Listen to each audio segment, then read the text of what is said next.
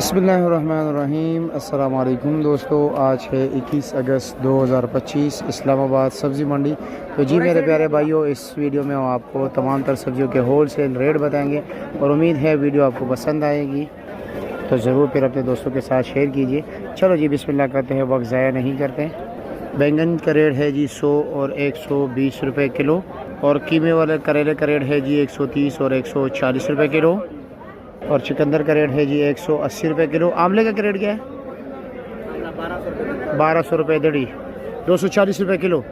शलजम का रेट है जी 140 रुपये किलो, और बंद गोभी 490 रुपये किलो, और अचार मूली का रेट है जी 300 रुपया पर केजी।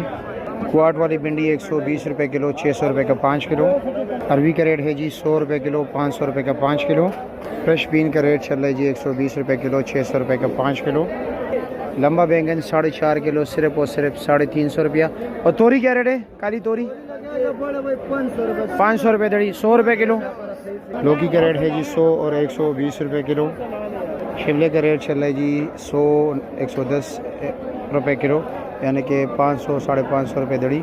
फूल गोभी का रेट मुख्तलिफ चल रहा है जी 500 600 700 800, हर रेट पर बिक रहे हैं जी दड़ी, यानी कि 100 120 130 140 150 160 170 रुपये किलो। सलाद के पत्ते 200 रुपये दर्जन, और पुदीना जो है 100 रुपये।